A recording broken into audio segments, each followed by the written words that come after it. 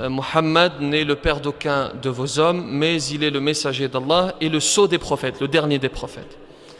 Certains utilisent ce verset pour dire, regardez, Allah est précis. Ici, il n'a pas dit dernier des messagers, mais il a dit dernier des prophètes. Ils en tirent comme conclusion que finalement, Muhammad est le dernier prophète, mais n'est pas le dernier messager. Donc, ils disent, ces gens-là, je ne reprends pas leurs arguments. D'ailleurs, souvent, ce sont des gens qui ne croient qu'au Coran. Je vous le dis parce que, chers jeunes, surtout vous qui êtes sur Internet, il y a ce genre de message qui circule et qui peut embrumer vos esprits. Écoutez bien. Ils disent, donc, étant donné qu'Allah n'a pas dit le dernier des prophètes, le dernier des messagers, il a dit le dernier des prophètes, alors il peut y avoir des messagers. D'ailleurs, certains aujourd'hui, sur Internet, expliquent qu'ils sont messagers d'Allah, qu'ils ont été envoyés après Muhammad, puisque Muhammad sallallahu alayhi wa sallam ne serait pas le dernier. En réalité, ils oublient que ce n'est pas possible. Pourquoi? Parce que lorsqu'Allah subhanahu wa ta'ala dit le dernier, le sceau des prophètes, en réalité, il est sous-entendu le sceau des messagers. Pourquoi? Parce que le prophète, nous avons dit, le messager est forcément prophète. Oui, j'ai oublié de préciser ceci. J'ai oublié de préciser que tout messager est forcément prophète, et tout prophète n'est pas forcément messager.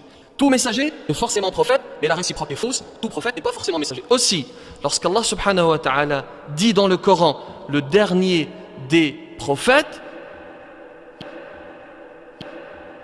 il y a une information qui est contenue dans ce verset qui est également le dernier des messagers, parce que si nous avons un messager aujourd'hui, cela signifie que c'est également un prophète, et donc cela contredit le verset que nous venons de citer.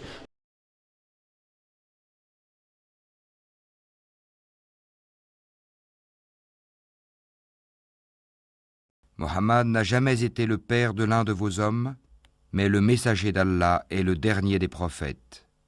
Allah est omniscient. La première partie de ce verset nous informe sur la manière sporadique, mais dans la même lignée d'un ancêtre messager, qu'apparaissent les nouveaux messagers. Ainsi, de façon certaine, nous pouvons en déduire qu'Adam, père de tous les pères, était un messager. Ensuite, le Coran nous enseigne qu'effectivement Ismaël était messager et en même temps prophète, alors qu'Isaac était uniquement prophète. Conclusion, tous les messagers nés après Abraham ont comme ancêtre commun Ismaël. Le dernier des messagers fut Mohammed.